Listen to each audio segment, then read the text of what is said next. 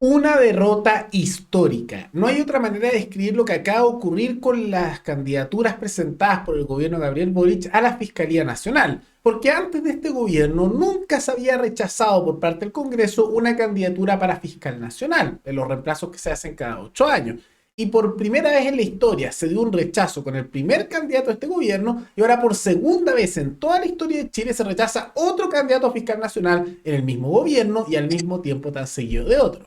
Claramente están cambiando las cosas con el presidente. Y simultáneamente se dio una derrota electoral muy fuerte, ya que ha vuelto el voto obligatorio a las elecciones, lo que afecta principalmente al Frente Amplio y sectores de izquierda más radical, como que al mismo tiempo, a pesar de todas estas derrotas, el gobierno está impulsando una serie de reformas de tierras en el sur de Chile que podría sospecharse como una nueva reforma agraria. Todo eso lo vemos a continuación. Pero antes, quisiera agradecerle al suscriptor Javier Reyes, que se convirtió en el suscriptor más reciente en decidir hacer un aporte mensual al canal a través de la comunidad de YouTube. Así que muchas gracias, se lo agradezco mucho. Gracias a aportes como el suyo y el de otros suscriptores que este proyecto sigue adelante y se mantiene independiente. Así que si alguno de ustedes quiere hacer un aporte voluntario único por Flow o por criptomonedas o un aporte mensual por Patreon o por la comunidad de YouTube, pueden decidir hacerlo mirando el comentario que se encuentra fijado abajo y también pueden apoyar este programa comentando, dando like y compartiendo este video en sus redes sociales. Una nueva derrota. No hay otra manera de describir lo que ocurrió con la candidatura a la Fiscalía Nacional por parte del gobierno de Gabriel Boric. Y esto es porque ya es la segunda candidatura, y que insisto, es histórico porque antes no había pasado nunca, y ya en este gobierno ha sido la primera vez que históricamente ocurría esto, y ahora segunda vez también histórico, de mala manera, en que se rechazan estas candidaturas. Y recordemos que la primera candidatura a fiscal nacional para reemplazar a Jorge Abot, amigo cercano de Bachelet, y que es muy cuestionado por las investigaciones de casos de corrupción y su incompetencia en esas áreas, algunos dirían complicidad, bueno, y que fue nombrado por Bachelet, fue un candidato el primero para reemplazar a alguien cercano a Piñera, algo cercano a la centro-derecha, y se rechazó por 2 votos que faltaban, no porque no hubiera una mayoría, sino porque no se logró la cantidad necesaria de quórum, o sea, votos totales de los senadores, para que se aprobara esto. Entonces cayó eso, primera vez en la historia de Chile. Lanzan a otra candidatura, una candidata que era mucho más cercana al pensamiento de Gabriel Boric. Esta candidata era cercana al Partido Socialista, feminista, mucho más radical en sus planteamientos. Se presentó como candidata. También fracasó el nombramiento, que es otra derrota histórica. Y nuevamente no porque no hubiera una mayoría de votos, sino porque no hubieran suficientes votos que votaran a favor. ¿Por qué? Porque muchos se abstuvieron. Y que en realidad Boric culpó que esto es por disputas internas, peleas, etcétera, y que se están culpando todos mutuamente, pero es una derrota política muy fuerte.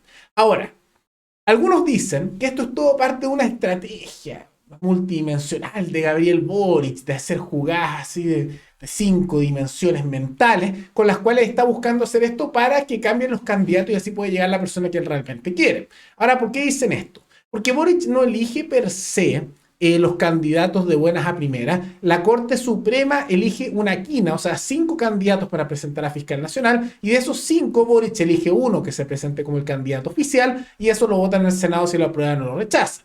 Eligió el primero de los candidatos que decían que ninguno le gustaba, el más cercano a Piñera. Algunos querían para que se rechazara y así cambiaran las listas totales y pudiera presentar a alguien que le guste más. Algunos dicen que esta segunda candidatura se acercaba más a su ideal, pero no era la que quería. Y se menciona que ellos querrían una fiscal nacional que fuera frente amplista, feminista, radical, y que quieren presentarla como candidata. Eso supuestamente sería la estrategia que dicen algunos que hacen. Pero incluso si eso fuera una estrategia, que ya no parece muy probable que sea así, pero asumamos que es verdad, es una pésima estrategia, porque no sé qué le haría pensar al gobierno que si ya se rechazaron 2 candidatos, uno de la centro izquierda y otro de la centro derecha, que son mucho más cercanos a los sectores de centro que lo que sería una candidatura de izquierda más radical, ¿por qué se llegaría a aprobar una candidatura que fuera cercana a la izquierda radical? No tiene sentido, ¿no? Entonces, incluso si esa fuera la estrategia y todo esto fuera parte de un plan maquiavélico para lograr una candidatura de fiscal nacional de extrema izquierda y muy feminista, no sé qué le hace pensar que esa sí se aprobaría. Si ya se rechazaron 2 candidatos, no veo por qué otros más no se rechazarían también. De todas maneras, una derrota histórica que marca de mala manera en la historia de Chile por ser los primeros casos donde ocurre esto. Y simultáneamente se aprobó ya en el Congreso y va de manera definitiva el voto obligatorio. Eso significa que en todas las elecciones de aquí en adelante tienen que ir a votar toda la población de manera obligatoria. Y eso tiene consecuencias electorales, particularmente porque vimos que con el plebiscito de apruebo contra el rechazo, la participación por voto obligatorio cambió bastante los resultados, ya que parece ser que aquellos que no votan y que están obligados a votar y van a asistir a votar, terminan votando por el centro, generalmente, o en sectores más moderados, quitándole participación electoral a los extremos. Entonces, en consecuencia, los sectores de la izquierda y particularmente de la derecha más dura, ambos serían perjudicados por esta situación. Ahora, yo creo que por un tema de lo que es correcto, no es una obligación, debería hacerse votar, yo creo que debería ser una estructura voluntaria, más allá de que en efecto práctico, esto sí va a ayudar a que se modere un poco la política al interior de Chile. Pero de todas maneras, es una derrota importante para el gobierno de Gabriel Boric, ya que se sabe que esto los va a afectar bastante electoralmente a todo su sector. Pero más allá de todas esas derrotas, el gobierno de todas maneras sigue haciendo una serie de movidas que son bastante peligrosas, que tienen que ver principalmente con lo que ocurre en el sur del país, en la Araucanía, ya que se sigue impulsando la llamada Comisión para la Verdad de las Tierras, que en gran medida se podría ver como una estructura con la cual buscan quitar tierras o comprarlas forzosamente, uno llamaría eso una expropiación, ¿no? Para traspasárselo a comunidades indígenas, que es una redistribución de tierra, que sería desplazar a la población local chilena para pasárselo a otra población local, pero de origen indígena mapuche, que es lo que ha hecho la CONADI hace mucho tiempo y que en realidad eso va de la mano también de millonarios subsidios que se pagan por la población común y corriente de este país con impuestos desde hace décadas. Y eso es lo que se está impulsando, que es una injusticia de propuesta, porque lo que se está haciendo es desplazar población que habita ahí hace mucho tiempo y que compró de manera legal y de manera correcta esas tierras y se lo está sacando con el Estado para traspasárselo a comunidades que hemos visto en el último tiempo también que están asociados a grupos violentos en muchos casos. Y en gran medida lo que hemos visto con esto no es que haya una oposición real con respecto a esta situación, porque la crítica de la derecha ha sido como, es que Boric no le importa mucho la Araucanía porque no ha sido lo suficientemente rápido con estas comisiones. O sea, la crítica de la oposición, es decir, no, es que él no se preocupa porque no está impulsando su política lo suficientemente rápido.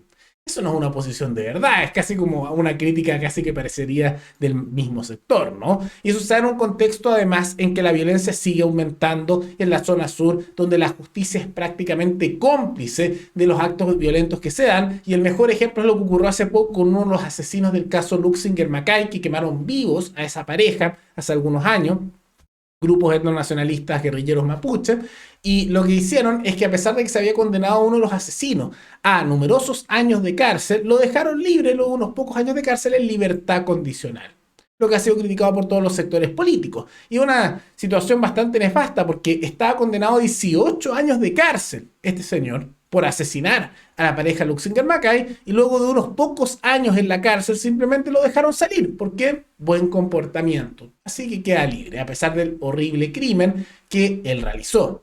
Nos atacaron, por favor, Panema. Vivian Macay, Bernard Luxinger está herido. ¿En qué punto, señora? El fondo, la granja Lumagüe. La granja fue atacada. Sí, la granja La granja fue Lumagüe. atacada. El señor Luxinger está lesionado. Bernard Luxinger. ¿Qué comandante que llegamos, señora? General López, 5 kilómetros. Señora López, a 5 kilómetros. El asfalto. Ya, señora, está lesionada, ¿no? No, ¿Cuántas personas eran más o menos? no sé, no había más que a uno, pero gritaba, mátalo, weón, mátalo. Señor Palermo, me dijo, ¿cierto esto? No, la granja Lumagüe. Yo llamé a mi hijo para que lo mi marido está herido. Bueno, ya. Ya, señora, ¿esto queda cerca del CUM, me dijo? No, 5 kilómetros, General López. ¿A General López 5 kilómetros? Sí. General López 5 kilómetros. Ya, señora. Granja Lumagüe. El fondo de la granja La Magua, ya. De Bernard Luxinger. ¿Cuánto tiene su esposo? Bernard Luxinger sigue disparando, por favor, vengan luego. Ya, señora. Están disparando al fondo de ella. Eso es una grabación de audio de la señora Luxinger Macay, que posteriormente falleció en lo que fue ese caso, y que ahí pueden ver que llama a carabineros pidiendo ayuda. Hubo una incompetencia bastante grande del carabinero que atendió eso, y ellos llegaron horas después. Y para aquellos que no saben el caso y por el cual este señor fue condenado, que es uno de los pocos condenados porque otros no se sabe quiénes fueron exactamente, es que un grupo de personas encapuchadas, asociados a grupos etnonacionalistas mapuche, rodearon el fondo de los Luxinger Macay, les empezaron a disparar con armamento militar, los encerraron dentro de la casa, no los dejaron salir y quemaron la casa. Y ambos fueron quemados vivos. El señor y la señora Luxinger Macay murieron. Ahí lo que escuchan en la grabación de ella, un poco antes de morir quemada viva por los ataques a estas personas. Y uno de los pocos condenados fue este señor. Y ahora lo dejaron en libertad condicional. Ni siquiera va a cumplir en la cárcel su pena de 18 años. Ahí lo ven, la justicia chilena. Entonces vemos que simultáneamente aquellos que hacen estos asesinatos, estos ataques, quedan en libertad, condicional en este caso, pero igual libertad, no está cumpliendo en la cárcel, con unas penas que además deberían ser mucho más altas, y simultáneamente se impulsan políticas de redistribución de tierras pagadas con el dinero de todos los trabajadores de este país. Vergonzoso, no hay otra manera de decirlo, vergonzoso. Lo que aquí se debería implementar es cortar esos subsidios, quitar esto de sacar personas de sus tierras simplemente para hacer una redistribución, quitar también los gastos, subsidios e impuestos que se dan en la zona, y simultáneamente se tienen que aumentar las sanciones a nivel de la justicia, se tienen que cambiar los jueces que aplican estas sanciones, y al mismo tiempo se tienen que dar reformas muy profundas en materia de descentralización y permitir que los habitantes locales de esas zonas de conflicto puedan decir cómo solucionar estos problemas.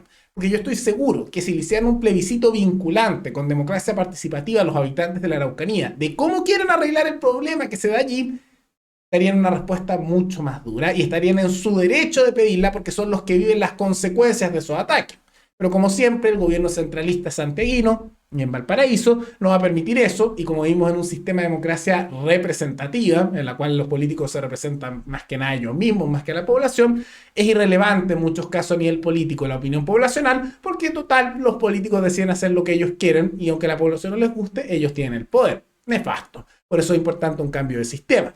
Pero ¿qué les parece esta situación? ¿Qué les parece estas derrotas del gobierno, tanto a nivel del sistema electoral como de los fiscales, pero al mismo tiempo estos planes de reforma tanto en tierras y liberación de delincuentes en el sur de Chile? Todo eso coméntenlo abajo y recuerden que pueden recomendar algún tema, alguna noticia, tanto de Chile como de otros países, para otros videos. Nos veremos en el siguiente programa. Hasta luego.